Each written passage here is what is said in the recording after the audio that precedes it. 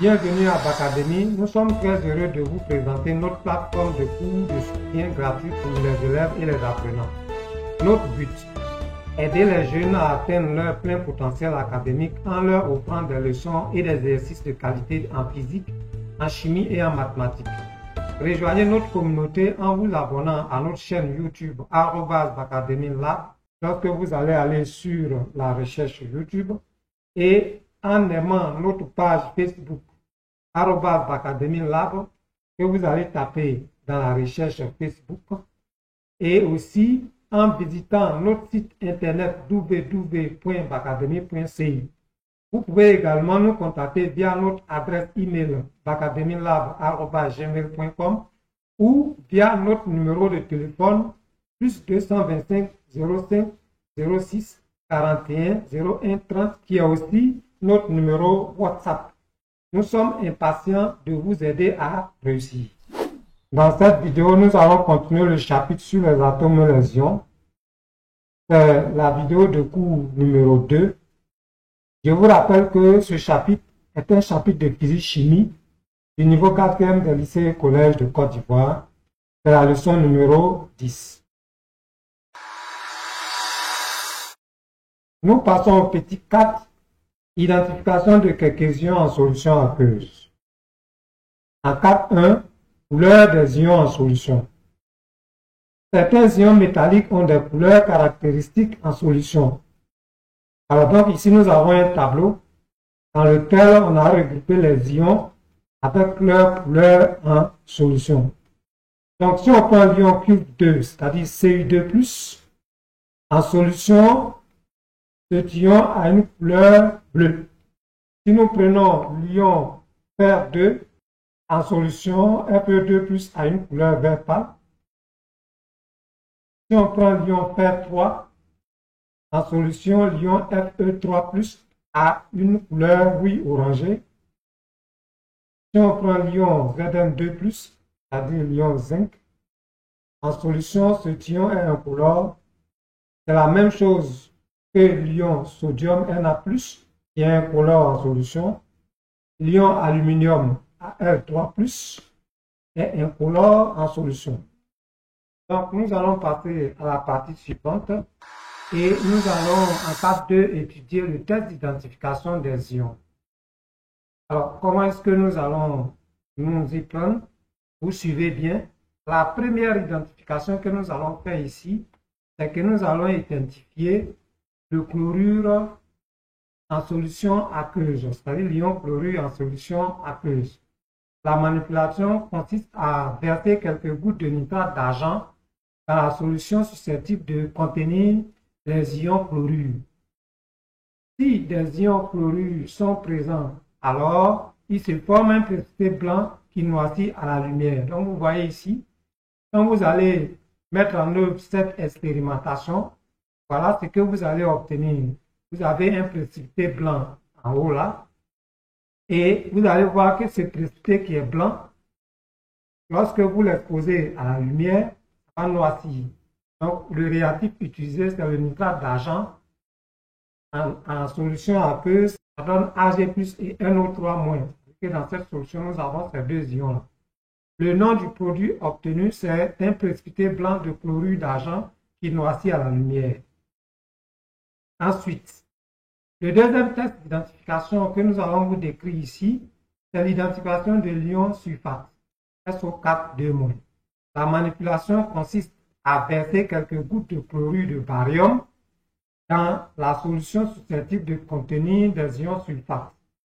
Si des ions sulfates sont présents, alors il se forme un précipité blanc. Alors vous voyez ici le précipité blanc en haut là, et qu'il y a un précipité blanc et cette solution ici, le réactif utilisé, c'est le chlorure de barium qui en solution donne Ba2+ et Cl-. Et le produit obtenu, c'est un précipité blanc du sulfate de barium. Ensuite, nous allons identifier l'ion Cu2 en solution aqueuse.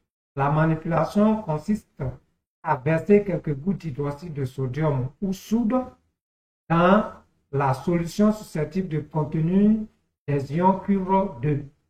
Si des ions cuivre 2 sont présents, alors il se forme un précipité bleu. Alors vous voyez ici, ça on appelle le précipité bleu. Et la soude se décompose ainsi lorsque nous la mettons en solution aqueuse. Il y a l'ion Na+, et l'ion OH-. Et le précipité obtenu, c'est un précipité bleu d'hydroxyde de cuivre. Voilà. Ensuite, l'ion que nous allons tester, c'est l'ion Fe2, Fe2+. La manipulation consiste à verser quelques gouttes d'hydroxyde de sodium, toujours de la soude, dans la solution susceptible de contenir des ions Fe2. Si des ions Fe2 sont présents, alors il se forme un précipité vert. Regardez bien ici. Voilà ce qu'on appelle précipité vert. Et vous voyez que tout à l'heure, je vous avais décrit comment est-ce que la soude se décompose en solution aqueuse. Nous avons l'ion Na+OH-.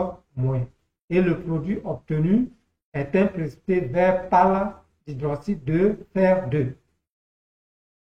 Nous allons maintenant identifier l'ion Fe3+. Pour cette identification, la manipulation consiste à verser quelques gouttes d'hydroxyde de sodium, toujours la soude, dans la solution susceptible de contenir des ions Fe3. En fait, ici, le produit qui nous permet de faire le test d'identification, c'est la soude. C'est la soude qu'on récupère. Et lorsque vous mettez de la soude dans une solution susceptible de contenir des ions Fe3, alors vous obtenez un précipité rouille. Regardez bien ici. Voilà, un précipité rouille. Et donc, le produit formé, c'est un précipité rouille d'hydroxyde de fer 3. Enfin, nous allons identifier l'ion zinc et le Zn2+. La manipulation consiste à verser quelques gouttes d'hydroxyde de sodium dans la solution susceptible de contenir du zinc. Alors ici, c'est toujours la soude qu'on va utiliser pour faire ce test. Alors, si la solution contient des ions zinc, alors il se forme un précipité blanc. Regardez bien ici. Va se former un précipité blanc dans la solution et le produit obtenu, c'est un précipité blanc d'hydroxyde de zinc. Voilà un peu comment est-ce qu'on fait pour identifier les ions en solution aqueuse. Il y a des produits qui nous permettent de faire ces identifications. Ici, nous avons cité la soude, le chlorure de barium et le nitrate d'argent. Et ces trois produits nous ont permis de tester les ions. On va continuer sur les tests d'identification. Je vais vous montrer encore davantage.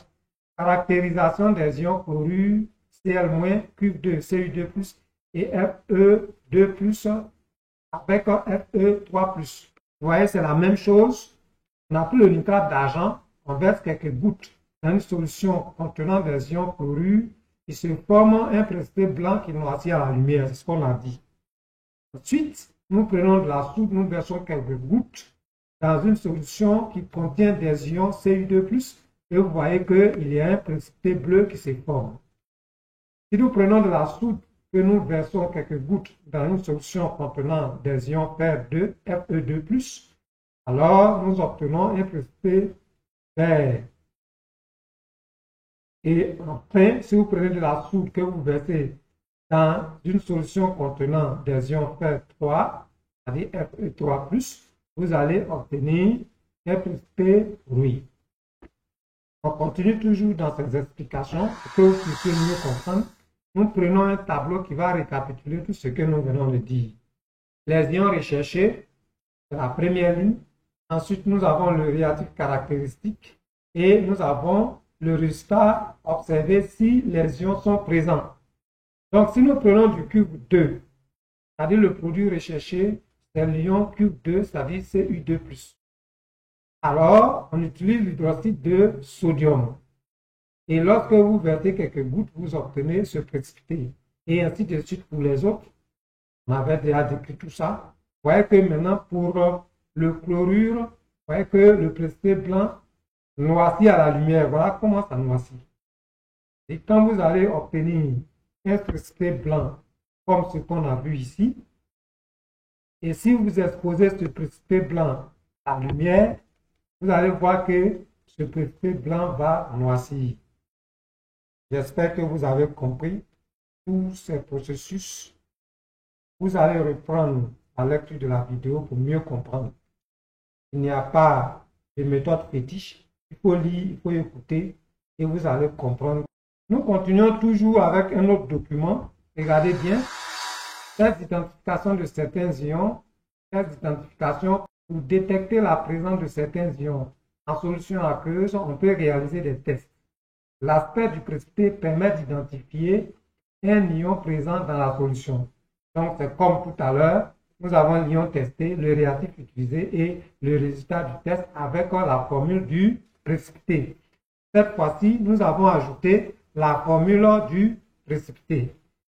Je vous ai dit dans le tout premier tableau que lorsque nous testons les ions Cu2, c'est-à-dire Cu2+, nous obtenons de l'hydroxyde de cuivre. Et c'est ça qui est là, CuOH2. Et nous avons l'hydroxyde de fer 2, nous avons l'hydroxyde de fer 3, ainsi de suite. Et vous avez même ici à la fin l'obtention du sulfate de barium. Donc voilà un peu ce qu'on peut vous dire sur le test d'identification des ions. Vous voyez les précipités. Le précipité rouille est bien visible ici. Et vous voyez le vert pâle, le précipité vert pour le fer 2. De même que les précipités blancs sont bien photographiés. J'espère que cela vous permettra de comprendre la leçon en long et en large. Bien, cette vidéo est terminée. Je vous remercie de l'avoir regardée. Abonnez-vous à la chaîne YouTube et à la page Facebook de la Bacadémie. Laissez des j'aime, commentez et partagez les publications. Activez la cloche de notification pour rester informé des publications. Visitez le site internet www.bacademy.ci pour être davantage informé. Je vous remercie.